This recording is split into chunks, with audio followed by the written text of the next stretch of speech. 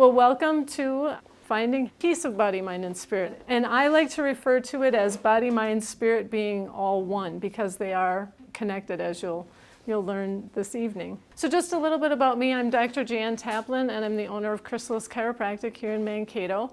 I opened about 1.5 years ago after struggling with many different careers and decided to follow my heart and become a chiropractor.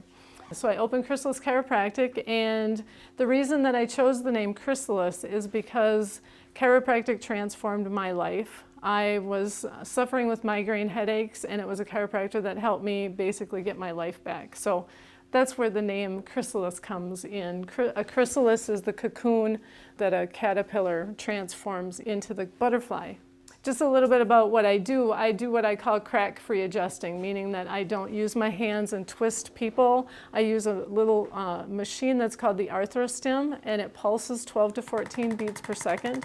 You can either work on soft tissue or you can actually make connection with the bone and get the bone to move, but it's much more gentle than getting twisted and turned at your regular chiropractic adjustment. But those chiropractors get people well too, so there's nothing wrong with that. It's just that I prefer a more gentle approach. And I have monthly payments, so instead of paying each time you come in, you pay a monthly fee based on how much care you need, and it averages about $12 to $15 per visit depending on what you need. And I also do coaching and what I call life tour guide sessions, because I like to take the person and the life that they're already living and just look at it in a different way versus trying to say, oh, here's all these things that I need to change about myself. It's looking at your life and saying, oh, I never saw that before. So similar to when you go on tour somewhere and you've got a guide that says, oh, look at this over here, look at that over there, and you go, wow, I never saw that before. So that's kind of the approach that I take. And then I also do earthing or grounding sessions, which if you're interested, I can explain that a little bit more to you. Have any of you heard of Peace Pilgrim? She walked 25,000 miles from 1953 to 1981. She basically had the clothes on her back, the shoes on her feet, and she just walked 25,000 miles on a pilgrimage for peace. She walked until someone offered her food, clothing, and shelter. So for 20 some odd years, she just walked and wanting to spread the word about peace. And so she has a quote that says, there is a criterion by which you can judge whether the thoughts you are thinking and the things that you are doing are right for you. That criterion is, have they brought you inner peace? So how many people are doing things that really don't bring them inner peace? And what is peace and where is that? So that's what we're gonna talk about tonight. And so these are some of the words that I think of when we talk about peace. So do you guys have any other words that come to mind when you think of peace? Spirit. Spirit, okay. Anybody else? Calm. Okay, calm, good. Anybody else? Peace and tranquility is another one that I don't have on there. We just, and even sometimes just saying these words just kind of feels good, right? And the big word here though for me is ease, because when we have ease, things are okay. When we don't have ease, another way to say that is dis-ease. And when we have dis-ease, we can have disease in the body. Mark Twain said the only way to keep your health is to eat what you don't want, drink what you don't like, and do what you'd rather not. How many would agree with that? Yes, because what? Nobody promised easy, right? The easy button's only on the commercials. We don't have an easy button. So if we want to make changes, we want to get healthy, we want to be healthy, we need to understand that it is not going to be easy. And I have more bad news for you. You can't really actually find peace. You have to create it. So we can't find it. It's not something, that's just out there and we're going to stumble on it. We have to create it. And so that's what we're going to talk about tonight. So I hope that by the end of this talk that you are going to understand ways to create peace.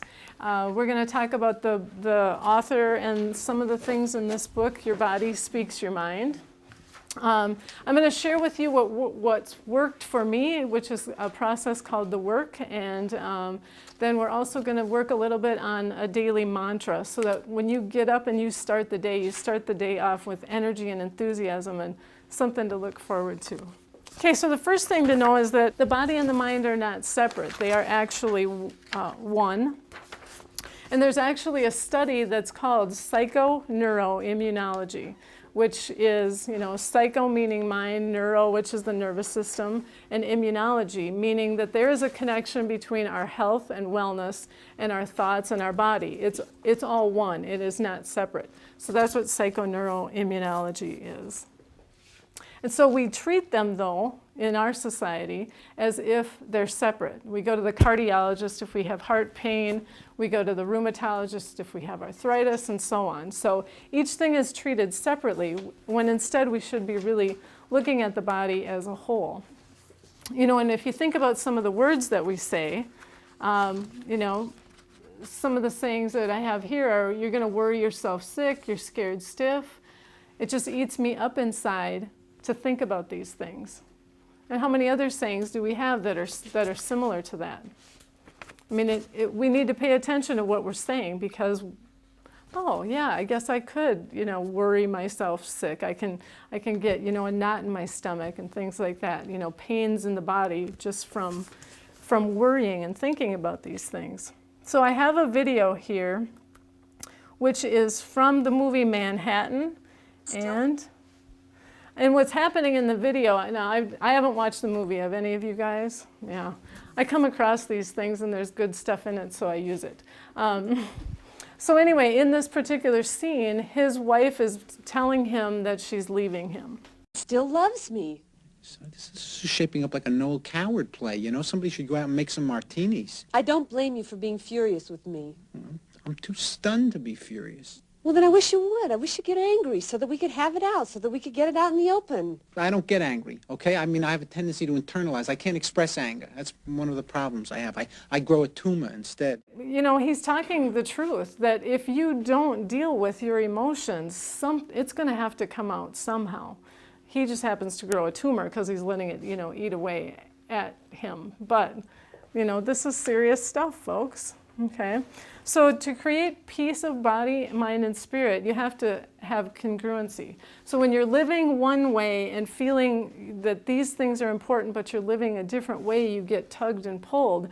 And then it's that uneasiness and unrest that makes us sick, basically. So when we're trying to change, and you're not living in your true nature, it is, uneasy. It does cause some tension. So if you think about, how many of you have tried to quit coffee? Give up the caffeine? No? Okay. Or at least somebody that tried to give up caffeine? Okay, what happened? I'm giving up caffeine, that's it, I'm done. Right, and so here's what happens. Your mind says, I'm giving up coffee, and you get up in the morning and you don't have your coffee, and then your body's saying, excuse me, where's my coffee? And your head's saying, no, we're not having coffee anymore, and your body says, oh, I want my coffee. And then your brain says, but we gave it up, and your body says, I can make you have a headache. And your head says, but we gave it up, and then your body says, here's your headache, and then you go have your coffee. Right? Because you give in to that. You're craving. Yeah, and okay, I'm uneasy, I don't feel good, I do not want to work past this, I'm going to just go backwards. So if we can get past that, and we can get, past that uneasiness and that stress, we can create a better life for ourselves. So we really, when we look at stress, we have basically three main stresses. We have physical, chemical, and emotional stresses. Some chemical stresses that we might be exposed to. What about alcohol? So if we drink alcohol, does it only change us chemically, or what else happens? Does your mind change a little bit? Do you go from thinking you're just the average person to, hey, I'm a rock star, I can do anything now? So you change your body chemically with the alcohol, and now your mind is in a totally different place, okay? What about physically? What happens if you have a few too many? Can you do the things that you would normally do? No. So you change one thing and it affects the others. And the same thing if you change your body physically. Okay, what did I just communicate to you guys? How was I feeling at that moment? Or how did it appear? Sound, sad. Right, I didn't say or do anything but this. So change physically. So if I'm feeling like this, and I want to feel like this, all I have to do is do this. Go for a run, do something, move, and it will change your physiology. It changes the chemistry when you go out and do something versus sitting around and feeling like life is awful, life is boring, life is terrible. You get out and then you start moving and then you start thinking better thoughts and then happy chemicals start flowing in your body. And so it just kind of all goes hand in hand and flows together. And we experience our life through my favorite thing, the nervous system. Nervous system controls and coordinates all functions in the body. It does so with your brain communicating what it wants to happen through the nervous system and then out to your body. So if I want to put this in this hand, I have to think it first and then do it. Okay? If there's something happening in my body, like if I step on something, I need that communication to go from my body into my brain. So it's this constant flow of communication to and from the body and the brain that keeps us alive and happy. And as long as it's flowing freely at 100%, we're going to be healthy. And we have this energy that we talk about in the body, and it has several names, right? And things that are important usually have a lot of different names to describe what they are. I think in Alaska they have how many different names just for the different types of snow there. We look outside and we say it's snowing, but they have names for the fluffy snow and the tiny snow because snow is more important to them. So we have all these different words that talk about that flow of energy through our nervous system. Now, if I were to die, I would still have my nerves, but that flow of energy is gone. And that's what we're talking about, is that flow of energy that keeps us alive and keeps us vital. Acupuncturists call it chi, and so many different ways to look at it. So when we are having stress in our life, though, it can create illness in our body. So take, for example, high blood pressure. Well, if you are under stress, you're going to naturally have high blood pressure. It's just a natural response.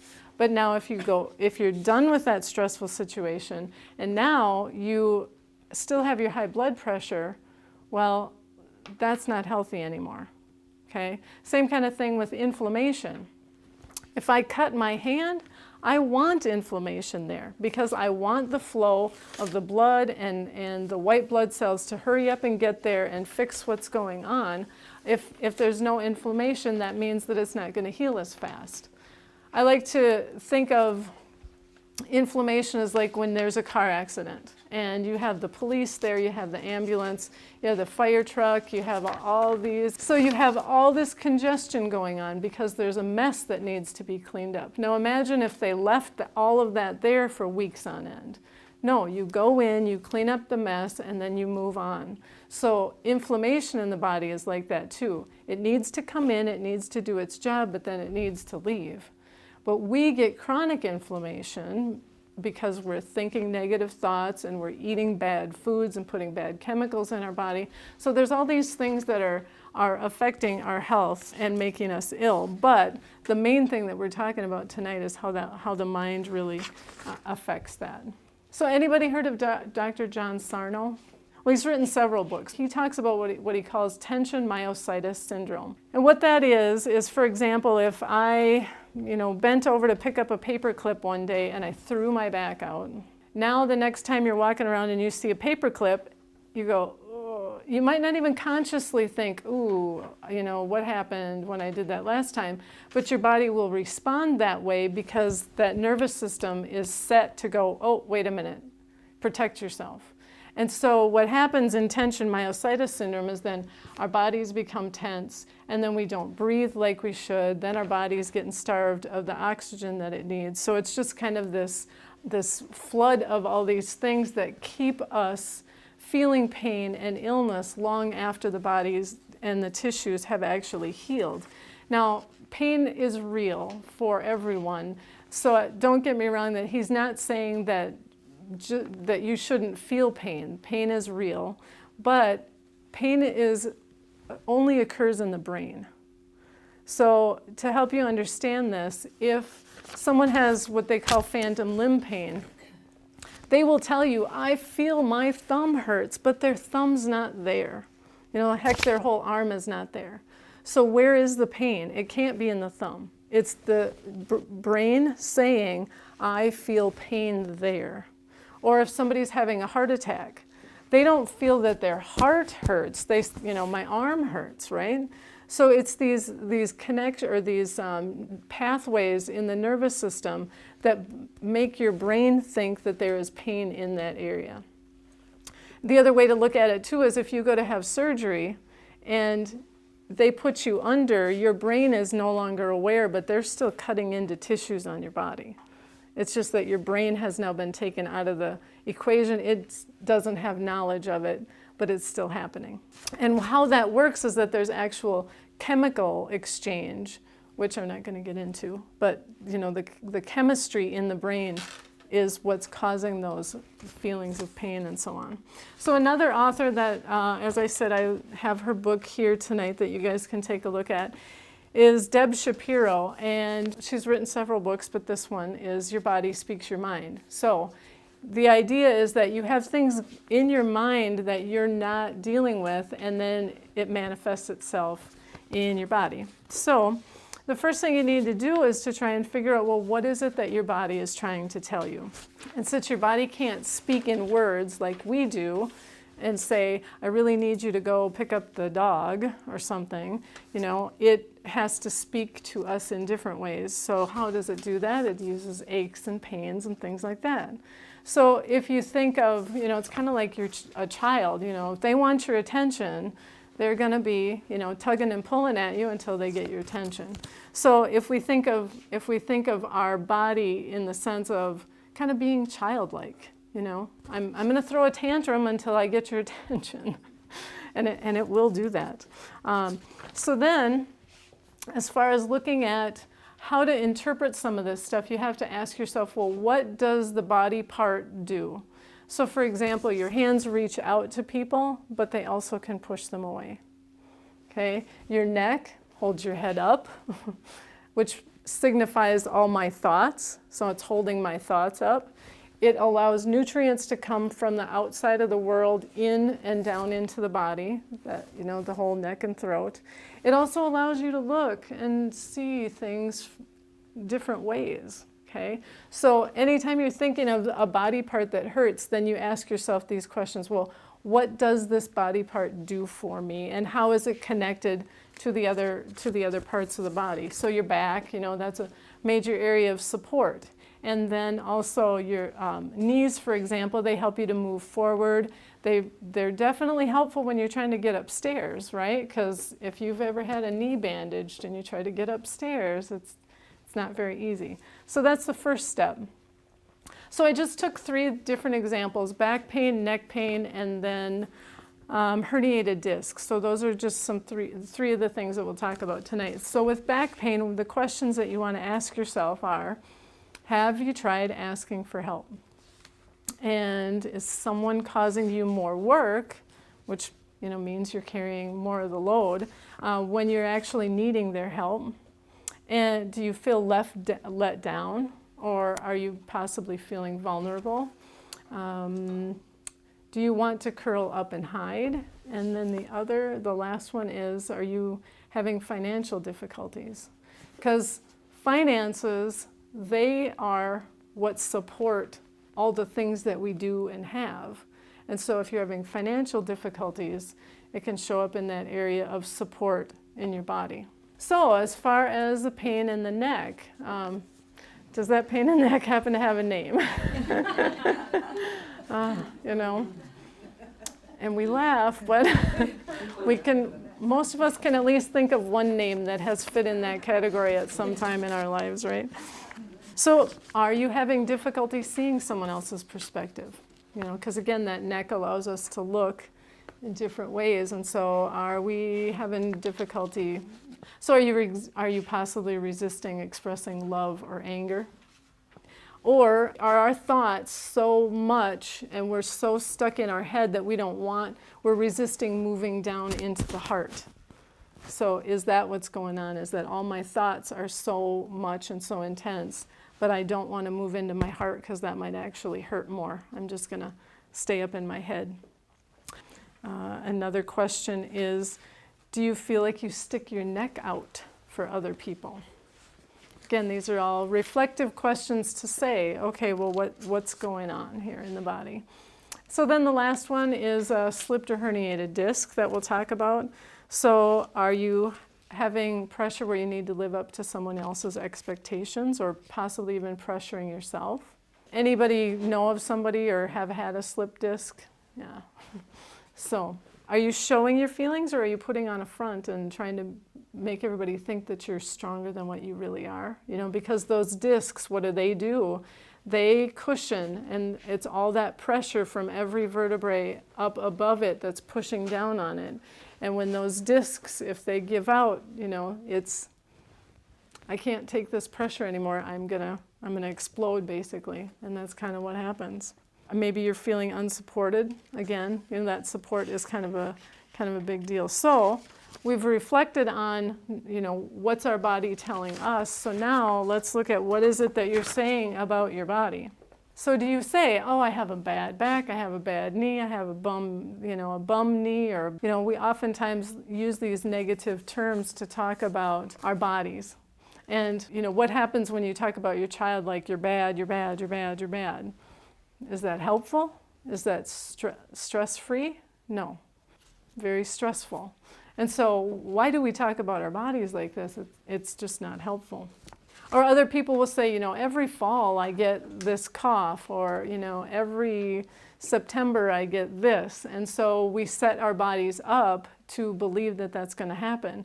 I just had a young gentleman call my office and he said, every year I have this low back thing that shows up, and this year I didn't even do anything, and it just showed up.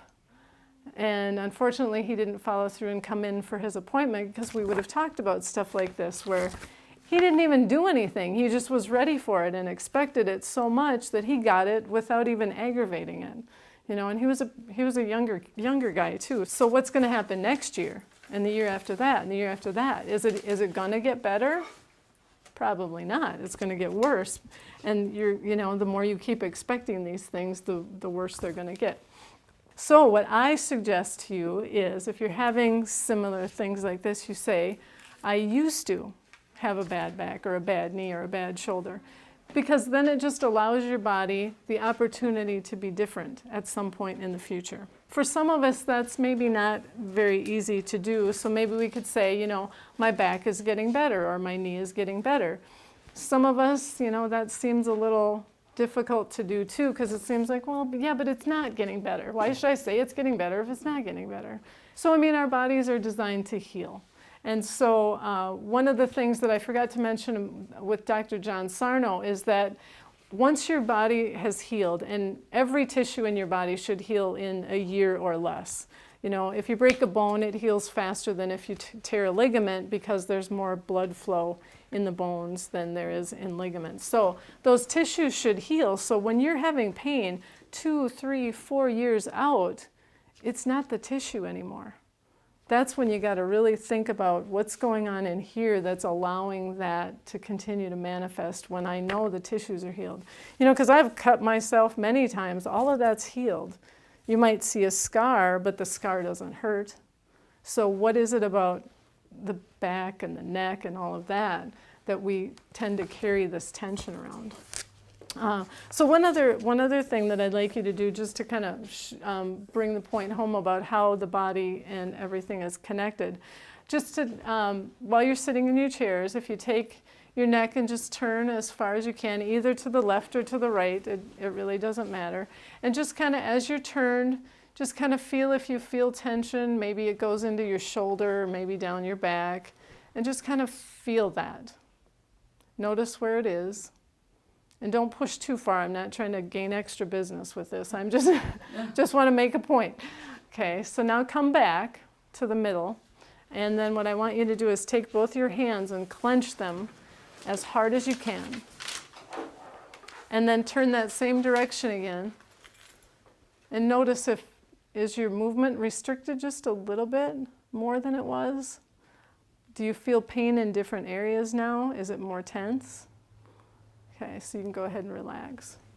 So when we carry tension around in one area of the body, it does affect the other. How many of you guys noticed a difference? Okay, yeah. So some people can, some people can't. A lot of people are really in tune to their bodies, and other people are just completely not connected to their bodies at all. So the more connected you are to your body, the easier it is to pick up on those things. So what I've found that has helped me basically find peace in my life is what's called the work of Byron Katie. And that's what that worksheet is, and we'll go over that a little bit later. I just wanted to introduce you to that. You know, when we have anything that's unpleasant in our life, it seems like we have to figure out a way to treat it. You know, take a pill for it, cover it up with a cream, you know, have some surgery or something. We can't just ride it out. We have a tendency to want to fix it, you know. Just like when that caffeine was calling saying, I really need, the body's calling saying, I need you to drink coffee, and you'd give in, okay? It's the same kind of thing. When we're struggling with anything in life, if we can just move past that and ride that wave out of that discomfort, we might find something better on the other side, but we tend to want to, let's fix this, let's medicate it, let's drink alcohol or do whatever to try to, I'm going to suppress this. So if you think of, and because the butterfly is the logo for my business and the whole idea of transformation, if you think about the butterfly, okay, if it gives up because the struggle to get out of the cocoon is too hard, would we ever see any butterflies around? I mean, we wouldn't be able to experience the beauty of that butterfly if the butterfly just said, yeah, too hard, not crawling out of this thing, right?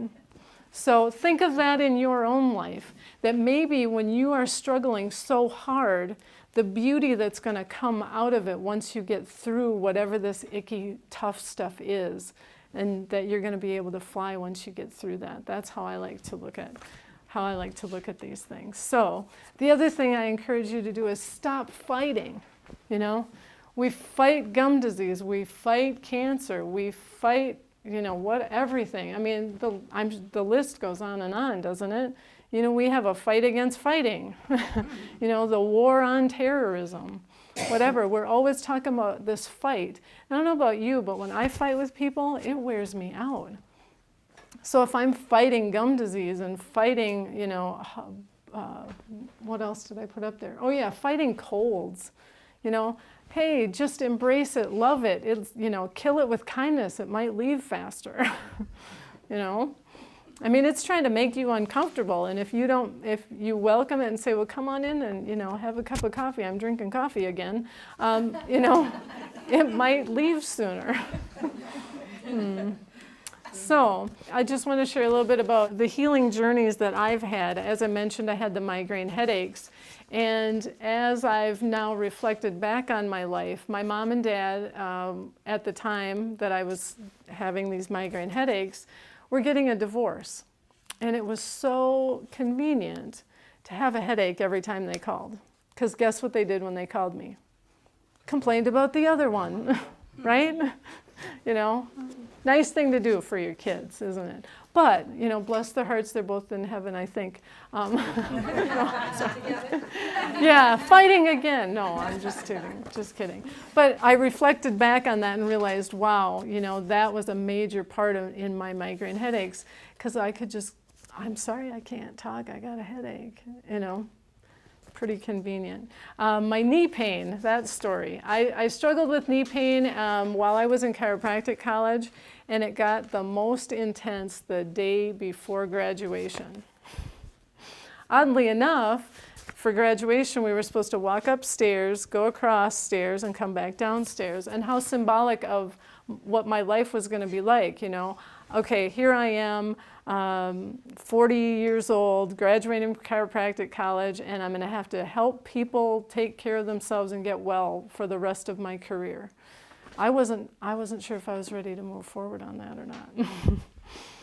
Let alone go up and climb up, right? So, because nobody could find anything wrong with my knee. And it was intense enough that I was wanting my husband to take me to the emergency room. I couldn't put pressure on it or anything. And once I dealt with that emotional piece, it got better.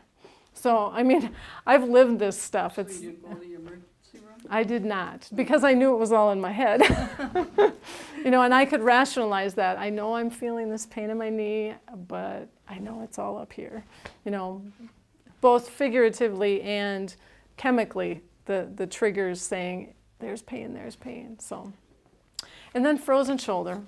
I am still thawing out the frozen shoulder, but that also showed up during chiropractic college because, you know, of the burden of the financial spot that we were going to be in by going through chiropractic college and, you know, getting out and then opening my own business. So a lot to carry.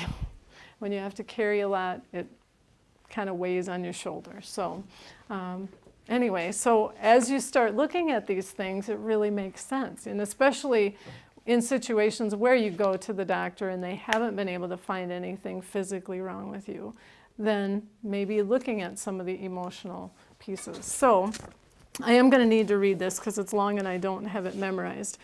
Carolyn Myss is an intuitive healer, and she said that it goes without saying that not every healing crisis will have a fairy tale ending, but every effort you make, regardless of how insignificant it may seem to you, will always bring you closer to a state of spiritual and physical health.